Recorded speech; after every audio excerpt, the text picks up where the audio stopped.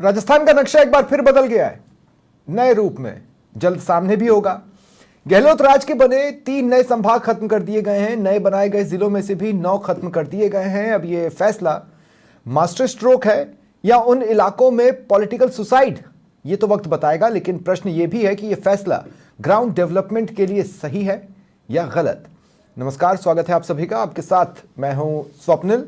Rising Rajasthan खत्म होने के बाद जो सबसे बड़ा फैसला सामने आ रहा है प्रदेश सरकार का, वो फैसला है जिसका इंतजार 1 साल से किया जा रहा था। क्योंकि 1 साल से बयान तो बहुत से आए थे कि नए जिलों पर हम जल्द फैसला लेंगे, जल्द फैसला लेंगे। आखिरकार फैसला हुआ और उसे पब्लिक के सामने रखा गया, जिससे ये तो तय है कि जो राजस्थान का नक्शा बनाने की जिम्मेदारी जिस व्यक्ति को मिली है उसको दोबारा काम में जुटना होगा। लेकिन सिर्फ उसके काम में जुटना इज नॉट इनफ क्या होगा उसे समझने की हम कोशिश करेंगे, और इसमें क्या समझ में आता है, क्या नजर आता है, उसे भी जानने की कोशिश करेंगे।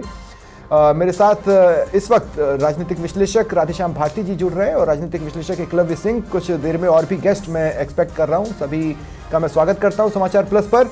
राधेश्याम जी, आपसे मैं शुरुआत कर रहा हूं, आपसे समझना चाहता हूं आपको क्या समझ में आया आज इस फैसले में।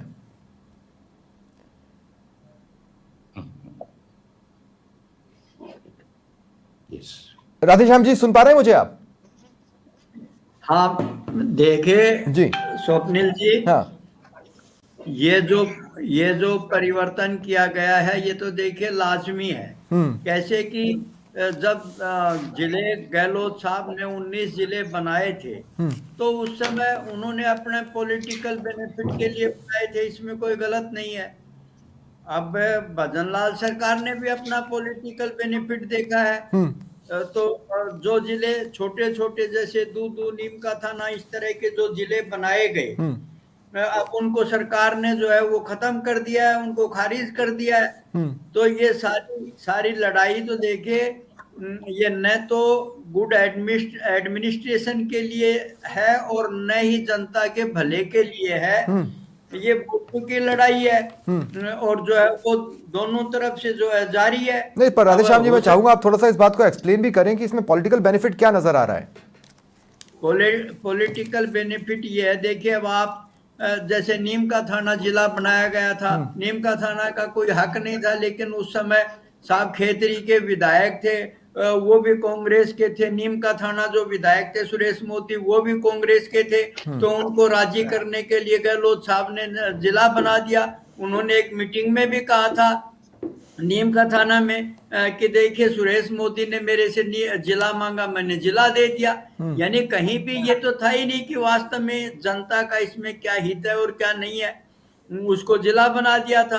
अब भजनलाल सरकार का इसमें फायदा है कि झुंझुनू में जो है रिकॉर्ड वोटों से जो है बीजेपी का कैंडिडेट उपचुनाव में जीत करके आया है।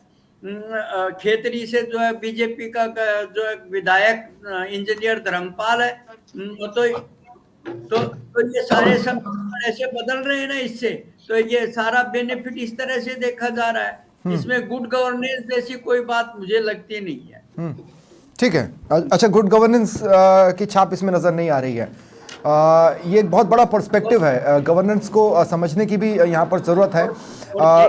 मैं इसे एक नजर से देख रहा हूँ राधेश्याम जी, मैं जिस नजर से देख रहा हूँ वो भी मैं बता दूं कि या तो आप सारा काम धाम छोड़कर यहाँ पर एडमिनिस्ट्रेटिव ढांचा खड़ा करने में अपना पूरा एफर्ट लगा दें तो उसमें इलाके का डेवलपमेंट प्रभावित होता है, और या फिर आप इलाके के डेवलपमेंट पर फोकस कर जाएं। लेकिन फिर उसमें भी सिलेक्शन ये कि हम इन 8 में करेंगे, 9 में हम सरेंडर करते हैं। आप देखिए, अब ये जैसे संभाग हैं, सीकर संभाग बनाया गया, 3 संभाग बनाए थे, लेकिन अब सीकर को जैसे संभाग खत्म, 3 संभाग खत्म कर दिए ये। सीकर से सीधा सीधा जो है वो कांग्रेस को फायदा था। पूरी शेखावाटी में आप देखिए 22 में से 15 सीटें जो है कांग्रेस को मिली थी। यानी सारा बेनिफिट इस हिसाब से था क्योंकि ये पूरा चारों तरफ से जाट बेल्ट था और जो है डोटासरा जी ने इसे इसलिए संभाग बनवा लिया था। अब वो जो है इसको संभाग खत्म कर दिया क्योंकि भारतीय जनता पार्टी चाहती है कि किसी भी तरह से शेखावाटी पे उसका कब्जा रहे। यानी शेखावाटी की अधिक से अधिक सीटें यदि भाजपा की है तो निश्चित रूप से भाजपा को आगे जो है उसको हराना मुश्किल होगा। ठीक है, मोटे तौर पे जो मैं आपका एनालिसिस समझ पा रहा हूं वो ये है कि दूसरे की पॉलिटिक्स खत्म करने की कोशिश की गई है। मेरे साथ और भी जी गेस्ट जुड़ गए जी हैं, एक बार मैं सभी को इंट्रोड्यूस कर देता हूं। मेरे साथ कांग्रेस प्रवक्ता करणवीर सिंह राजपुरा भी जुड़ चुके हैं। नरेंद्र कटारा जी बीजेपी के प्रवक्ता है, वो भी मेरे साथ स्टूडियो में पहुंच चुके हैं। अजीत कुमार सिंह जी रिटायर्ड IAS हैं, वो भी जुड़ चुके हैं। मैं आप सबका भी स्वागत करता हूं समाचार प्लस पर। अजीत कुमार सिंह जी, आपसे मैं यहां पर एक सवाल लेना चाहता हूं। देखिए, जब PC की गई तो मंत्रिमंडल की ओर से यह कहा गया कि गहलोत राज में सारे क्राइटेरिया को फॉलो ही नहीं किया गया और ये जिले बना दिए गए। अब ये जो हर क्राइटेरिया है वो सब्जेक्ट टू पॉलिटिक्स है, क्योंकि अगर सभी में नहीं किया गया है तो सभी रद्द हो जाने चाहिए थे। तो क्या फॉर्मूला लगाया गया चीजों को बने रहने देने का या चीजों को डिमोलिश करने का? आपको और आपके श्रोताओं को नमस्कार सर, जो प्रेस कॉन्फ्रेंस की गई थी उसमें साफ साफ माननीय मंत्री महोदय ने ये बताया था कि कौन कौन से क्राइटेरिया या आधार जो है उनको लिया गया है। पहले तो उन्होंने ये बताया कि पूरे राजस्थान को 3 क्षेत्रों में बांटा गया, सामान्य क्षेत्र, दूसरा मरुस्थलीय क्षेत्र और तीसरा जो है आदिवासी क्षेत्र। और उसमें उन्होंने बताया कि हर एक क्षेत्र में क्या क्या क्राइटेरिया रखा गया है जिला बनाने का, पंचायत समिति बनाने का और पंचायत बनाने का। अगर आप देखें कि पिछली बार जो क्राइटेरिया जो भी मतलब कि जिस आधार पे बने थे वो उतने पारदर्शी नहीं थे, और जो बताए गए थे कि इन का आधार पे बनाया गया है उसके कई वायलेशंस भी थे। जैसे कि अभी थोड़ी देर पहले एक प्रवक्ता जो बता रहे थे नीम का थाना का उदाहरण दे रहे थे, तो पिछली बार जो डिस्क्रिपेंसी थी उन्होंने भी आधार जरूर लगाए थे लेकिन डिस्क्रिपेंसी थी, और उस हिसाब से मैं देखता हूँ कि इस बार जो है डिस्क्रिपेंसी कम है। लेकिन फिर मेरा सवाल जो था उसका एक पोर्शन मैंने ये भी रखा कि हर क्राइटेरिया तो सब्जेक्ट टू पॉलिटिक्स है ही है। मैं ये पूछ रहा हूं कि आपको क्या लगता है इसमें किस फॉर्मूले को ज्यादा जोर दिया गया? देखिए, इसको समझने के लिए अपने को मुझे आप थोड़ा सा एक वक्त दें। अब बात हो रही है ये जो जिले बनते हैं, तहसील बनती है, पंचायत समिति बनती है, मतलब कि गवर्नेंस की जो बात होती है उसी लिए हो रही है। गवर्नेंस का मतलब क्या होता है? गवर्नेंस को अगर देखेंगे तो उसके प्राइमरली 3 डायमेंशंस हैं। पहला तो है कि जिसे आप कहेंगे कि विकास, उस क्षेत्र का विकास, तो डेवलपमेंटल एस्पेक्ट हो गया। दूसरा नियंत्रण, रेगुलेटरी, जिसे आप law and order for example कहें, रेगुलेटरी वर्क है। विकास का उदाहरण है जैसे कि मान लीजिए कि आप रूरल डेवलपमेंट कर रहे हैं या फिर आप मतलब कि हेल्थ सर्विसेज प्रोवाइड कर रहे हैं या एजुकेशन वगैरह कर रहे हैं, तो ये विकास में आ गया। हाँ। और तीसरा जो है जिसे आप कह सकते हैं कि आम जनता को सर्विसेज प्रोवाइड करना, for example legal services provide करना। जैसे कि मान लीजिए कि किसी का लैंड डिस्प्यूट हो गया या किसी को आर्म्स लाइसेंस लेना है, किसी को जाति प्रमाण पत्र वगैरह लेना है, तो प्रशासन के मुख्यतः ये 3 पिलर्स हैं या डिलीवरीज के जो ऑब्जेक्ट्स रहते हैं। अब अगर आप इस पे देखें तो जो पहला और तीसरा जो है, सबसे पहले मैं तीसरे वाली बात करना चाहूंगा, जो कि आम जनता को किस किस प्रकार की जो सेवाएं मिलती हैं, उसको अगर आप देखेंगे तो 90 से 95% सेवाएं जो हैं वो आप देखेंगे कि पंचायत लेवल पर ग्राम सेवक, पटवारी और शिक्षक वगैरह से जो है संबंधित है। तो आम जनता को 95% जनता को पंचायत समिति के ऊपर उस तरह से सीधा संबंध करने की, सीधा संपर्क करने की प्रशासन से कोई आवश्यकता नहीं पड़ती है। अगर आप देखेंगे कि जो क्राइटेरिया इन्होंने इस बार लगाया है तो उससे क्या होगा कि देखिए जो विकास की जो बात होती है उसके 2 मुद्दे होते हैं, 2 पहलू उसके भी हैं। एक तो इम्प्लीमेंटेशन और दूसरा उसका क्वालिटेटिव मॉनिटरिंग। तो अगर आपके छोटे यूनिट्स होंगे, सर एक काउंटर है छोटा सा मेरा, आपको एक छोटा सा काउंटर है मेरा। काउंटर यह है, फिर ये तर्क तो जयपुर और जोधपुर के सामने फेल हो जाता है, वहां तो आपने अपनी मेहनत बढ़ा ली। नहीं, आप देखिए उन्होंने ये कहा है कि यहाँ भी पंचायतों का, पंचायत समितियों का पुनर्गठन होगा। वही क्राइटेरिया लगेगी जो कि सामान्य जिलों के क्राइटेरिया जो उन्होंने बनाई है, उसी के आधार पे। तो अब क्या होगा, पंचायतों की संख्या बढ़ जाएगी, वार्ड पंचों की संख्या बढ़ जाएगी। तो जो आम व्यक्ति जो है जिसको कि प्रशासन से जहाँ इंटरेक्शन होता है वो जो सुविधा केंद्र है, आप मान लीजिए पटवारी की सर्विस हो, ग्राम सेवक की सर्विस वगैरह जो है वो बढ़ जाएंगे तो वो ज्यादा एक्सेसिबल हो जाएगा आम जनता के लिए। तो ये अच्छी बात। ठीक है। मैं करणवीर भाई मैं ठीक है, लंबे समय के बाद कांग्रेस ने सड़क पर उतरने का ऐलान किया है, मैं तो इस चीज का खुले दिल से स्वागत करता हूं, लेकिन मैं एक बात नहीं समझ पा रहा कि आप वो पोर्शन क्यों नहीं देख रहे जिसमें भजनलाल सरकार ये कह रही है कि 8 जगह आप सही थे, गलती आपने 9 जगह की। स्वप्निल जी, कांग्रेस पार्टी राजस्थान के हितों के लिए काम कर रही थी तो वो हर जगह सही थी। ये जिले कम करकर राजस्थान की जनता के साथ भजनलाल सरकार ने अन्याय किया, विश्वासघात किया है, ठगी की है, अपराध किया है। कैसे? लोगों ने राजस्थान की जनता के हकों को मारा है। आप देखिए राजस्थान के अंदर पुराने जिलों की, अगर पुराने जिलों नए जिले बनने से पहले की बात करूं मैं, तो 35 लाख आबादी और 12,000 वर्ग मीटर पर एक जिला हुआ करता था। उसको कम कर राजस्थान की पूर्ववर्ती सरकार ने 15 लाख आबादी और 5,268 वर्ग मीटर किया है। तो अगर जनता के पास शासन प्रशासन की सुलभता होगी तो क्या समस्या है भारतीय जनता पार्टी को? इस देश ने राज्यों का बंटवारा देखा है नहीं, लेकिन करणवीर भाई देखिए, मैं एक बात बताऊं, मैं आपको मोरल ग्राउंड पे बहुत हाई मान लेता। छत्तीसगढ़ बढ़ गया, सुनो तो करणवीर भाई, उसके बाद भी मध्य प्रदेश के अंदर 53 जिले हैं, राजस्थान के अंदर 50 जिले नहीं हो सकते। ये कैसा फर्क हुआ कि मेरे पास एडमिनिस्ट्रेशन एक बात सुनिए, आपकी डबल अधिकतर नए राज्य जो दिए वो बीजेपी ने दिए। जब आपने छत्तीसगढ़ की बात की वो बीजेपी ने दिया, आपसे तो मांग करते रह गए थे छत्तीसगढ़ वाले। सुनिए मेरी बात तो सुनिए, मेरी बात सुनिए, मैं बड़ा इंटरेस्टिंग पॉइंट कह रहा हूं। मैं ये कह रहा हूं कि जब उन्होंने राज्य दिए तो उन्होंने उस राज्य के लिए एक बैकअप तैयार रखा। मैं कह रहा हूं जब आपने नए जिले दिए, आपने बैकअप क्या रखा था? आपने बैकअप तो कोई दिया ही नहीं था ना इन इलाकों को। किसने कहा? कांग्रेस पार्टी ने चुनावी लाभ लेने के लिए जिले नहीं बनाए थे। अरे मैं वो नहीं कह रहा हूं आप चुनावी लाभ ले रहे थे भाई, मैं कह रहा हूं कि क्या आपने अलग से कोई बजट की घोषणा की थी? मैं बता आज कांग्रेस ने जिले बनाए, उन जिलों के अंदर एसपी है, कलेक्टर काम कर रहे हैं। जो संभाग बनाए वहां के ऊपर, अच्छा एक जिले के लिहाज से कितने पद वहां पर खाली हैं? एक जिले को चलाने के हिसाब से, एक जिले के एडमिनिस्ट्रेशन के हिसाब से वहां पर कितने पद खाली हैं? कितनी बिल्डिंगें हैं जिनमें ऑफिसर्स के लिए आपने बजट छोड़ा था? बिल्कुल सर, भवन निर्माण हो रहे हैं, बकायदा वर्किंग में है, पर अचानक आप अगर आगे कहते हो कि जिले निरस्त किए जा रहे हैं। आप देखिए नीम का थाना के अंदर कलेक्टर लगा हुआ है, आप देखिए अनूपगढ़ के अंदर कलेक्टर लगा हुआ है, आप देखिए। अरे करणवीर भाई आपको पता, आप मुझे नहीं पता, लेकिन इंटरेस्टिंगली जब आपने नए जिलों की घोषणा की तो जहां पर लंबे समय से मांग थी वो इसलिए गुस्सा हो गए कि आपने हमारी तरफ तो ध्यान नहीं दिया, और जिन कुछ ऐसी घोषणाएं कर दी कि वहां के लोग आश्चर्यचकित रह गए। हमने तो मांग भी नहीं उठाई थी, आपने घोषणा कर दी। घोषणाएं कर दिया।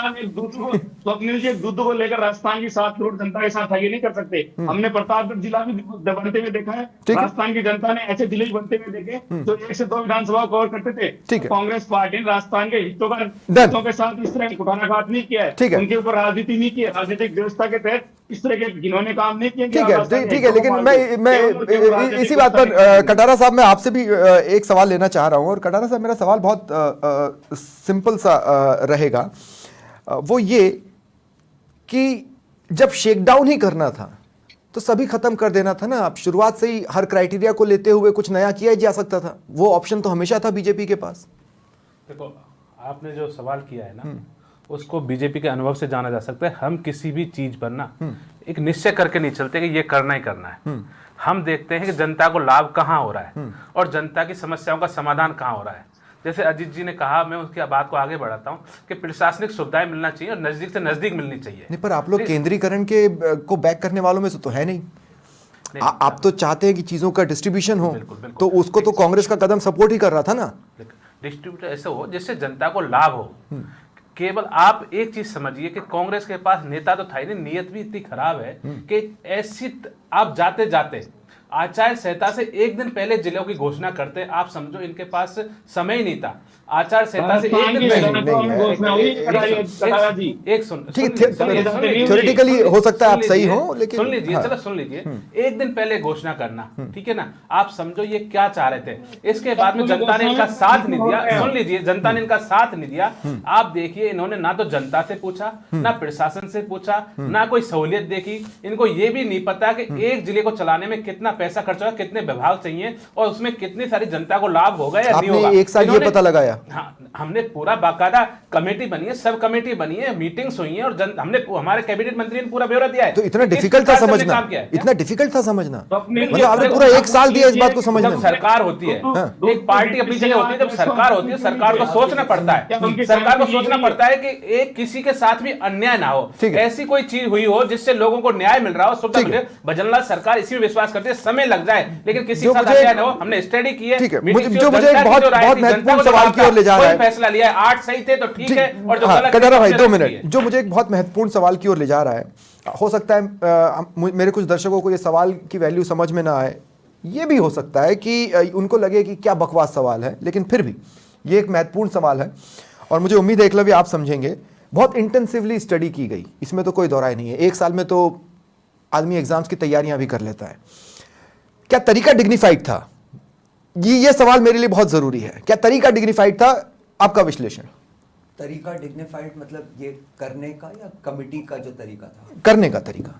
देखिए, मैं समझता हूं कि स्वप्निल जी, देखिए 2 बातें होती हैं। अभी सारे ही जो पैनलिस्ट हैं, एक गुड गवर्नेंस की बात हुई, लेकिन मैं समझता हूं कि 2014 से जो हमने प्रधानमंत्री मोदी जी की जो कार्यशैली देखी है, उसमें गुड गवर्नेंस का जो बेसिस है, one of the most important basis वो ये रहा है कि मिनिमम गवर्नमेंट और मैक्सिमम गवर्नेंस। और ये जो डिसीजन लिया गया है, मैं समझता हूं कि एकदम उसमें फिट बैठता है। जैसे कि अभी बात सेंट्रलाइजेशन पॉलिसी में नहीं, सेंट्रलाइजेशन नहीं, मैं आपको बता रहा हूं कि जैसे इसी के अभी जो बातें हो रही थी उसी का आपको एक एग्जांपल देता हूं कि जो लगभग जो 90% चीजें जो होती हैं वो पंचायत लेवल या अपने जो तहसील लेवल होता है उस पे लोगों की रिजॉल्व हो जाती है। तो जो 5% 10% चीजें हैं भी उसके इंटरेक्शन के लिए एकलव्य जी सांचौर अरे से सर, आप सुन लो, आपकी बात आराम से बैठ हाँ, के सुनी, एक बार सुन लो, उसके बाद आप बता देना। करणवीर जी, आप तो आराम से नहीं, आप अपनी बात जारी इसमें रखें। इसमें क्या है कि अब क्या होता है कि जो 5% 10% चीजें हैं, इसके लिए बड़ी बड़ी बिल्डिंग्स खड़ी करने की आवश्यकता नहीं है। यदि अगर किसी को किसी डिस्ट्रिक्ट लेवल ऑफिसर से अगर इंटरैक्ट करना भी है तो आज की डेट में वीडियो कॉन्फ्रेंसिंग की फैसिलिटीज हैं जो कि यूज की जानी चाहिए और कई स्तरों पे की भी जा रही हैं। दूसरी आपको एक बात बताऊं कि जो इसके लिए जो कमिटी भी बनाई गई वो एक बहुत ही मतलब कॉम्पिटेंट लोगों की थरो रिसर्च के साथ कमिटी बनाई गई। और जो डिग्निफाइड की बात हो रही है ना, पॉलिटिक्स की बात, हम तो अलग अलग कमिटियों के पर्संस को उनके एजुकेशनल क्वालिफिकेशन के हिसाब से कंपेयर नहीं, कर रहे हैं। एजुकेशनल क्वालिफिकेशन नहीं, मैं आपको इसमें बता रहा हूं कि जो मतलब पॉलिटिक्स से हट के जो कमिटी के रिकमेंडेशंस को जो रखा गया और माना गया, उसका आपको बताऊं, एक बहुत ही सिंपल एग्जांपल बता दूं। आज पूर्व मुख्यमंत्री अशोक गहलोत जी ने भी कहा कि यहाँ के जो अभी अपने उप मुख्यमंत्री जी हैं प्रेमचंद बैरवा, वो भी तो अपने डिस्ट्रिक्ट को नहीं बचा पाए ना। तो मैं समझता हूं कि बहुत ही निष्पक्ष तरीके से इसको किया गया है और सही तरीके से किया गया है। भूपेंद्र यादव तो बचा पाए ना। नहीं, और इसमें भूपेंद्र यादव खैरतल तिजारा को बचा पाए, तो इस तरह की बातें तो दोनों तरफ से आएंगी, परंतु इस यही कहना होगा कि जब हर तरह की चीजें हुई हैं। देखिए, मैं डिग्निफाइड क्यों, मैं इसलिए भी कह रहा हूं कि आप यूपी के लैंडस्केप से जब कंपैरिजन करते हैं या मध्य प्रदेश के लैंडस्केप से या उन राज्यों से जो बड़े हैं, आप वेस्ट बंगाल से जब कंपेयर करते हैं तो वहां पर ज्यादा जिले होना टेढ़ी खीर नहीं है। राजस्थान में ही क्यों होता? नहीं, इसलिए होता स्वप्निल जी कि बहुत बड़ा जो मतलब ये जो हमने जैसे उत्तर प्रदेश और वेस्ट बंगाल से जो बात करी, लैंडस्केप से ज्यादा यहाँ पे डेमोग्राफी का फर्क है। डेमोग्राफी इन द सेंस कि जो जैसे कहते हैं ना डेंसिटी ऑफ पॉपुलेशन, यहाँ पे जिसे हम जनसंख्या की बात हुई, ठीक है, ठीक है, आप समझ पॉइंट रहे आ हैं मैं गया, क्या कहना चाह रहा हूं। और गया। एक छोटा सा पॉइंट ऐड करना चाहूंगा शॉर्ट में, हाँ। कि एकदम शॉर्ट में, कि स्ट्रॉन्ग डिसीजंस जो होते हैं ना स्वप्निल जी, मैं कहूंगा कि भजनलाल सरकार में this is one of the strongest decisions in the sense कि आपने बहुत बड़ा रिस्क ले लिया है। रिस्क ये लिया इलाकों है, में पॉलिटिकल सुसाइड भी हो सकता है। सुसाइड तो नहीं, लेकिन इस पे डेफिनेटली लोगों को अपनी लंबे वक्त राजनीति का अवसर मिला। एक्चुअली होता क्या है ना कटारा भाई, जैसे मान लो मैं सियासी भाषा में कहूं कि आज मैं जाकर बीजेपी को वोट दूं और बीजेपी को ये पता हो कि मैंने बीजेपी को वोट दिया और अगली बार मैं किसी और को दे दूं और बीजेपी को पता चले तो झटका लगता है। कहने का मतलब यह है कि किसी को आपने कुछ दिया, आप उससे छीन रहे हो। किसी को किसी ने भी कुछ दिया, आप उससे छीन रहे हो। आप ये कह रहे हो कि नहीं सर, आपको जो दिया गया वो नाजायज था।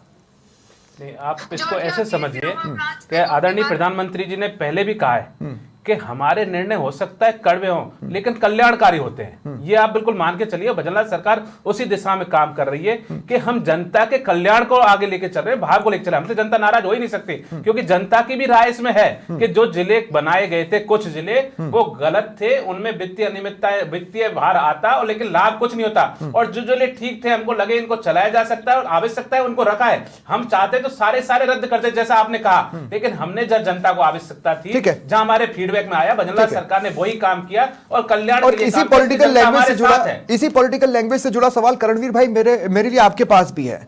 कोई एकाएक उठ के आता है और पार्टी का टिकट ले जाता है, या फिर कोई सदियों तक मेहनत करता है और कुछ नहीं मिलता, बहुत लास्ट में जाकर कुछ मिल भी जाए। इंपॉर्टेंट क्या है? इंपॉर्टेंट यह है कि वो अपनी मंजिल को हासिल करने में सफल रहा या नहीं रहा। आप ये क्यों समझ रहे हैं कि डेवलपमेंट का एकमात्र रास्ता जिले का टैग ही होगा? अगर उसके बिना डेवलपमेंट ना हो तो आपका गुस्सा वाजिब है। स्वप्निल जी, 3 संभाग, 9 कलेक्टर और 9 एसपी को घर बैठाकर आप कह रहे हैं जनता का कल्याण होगा। वो कहीं ना कहीं तो लग ही जाएंगे ना करणवीर भाई, ऐसा तो नहीं है कि वो घर बैठ गए उनकी नौकरी चली गई। स्वप्निल जी, जिले बनते जिले अस्पताल बनता, जिले की डेमोग्राफी वहाँ बनती, वहाँ अधिकारी बैठे, कोई उनके पास आ ही नहीं रहा। रोजगार का सर्जन होता, रोजगार का सर्जन होता, वहाँ पर एडमिनिस्ट्रेशन, कलेक्टर पूरे दिन बैठे हैं, उनके पास कोई आ ही नहीं रहा। नहीं, करणवीर भाई एक बात बताइए, एक एसपी के थाने, एक एसपी के अंडर में एक थाना है, एक कैसा जला था? 2 मिनट, एक एसपी के अंडर में एक थाना था, कैसा जला था ये? करणवीर भाई, अगर मैं आपकी बात को सही समझ रहा हूं, 200 किलोमीटर दूर जाना पड़ता है।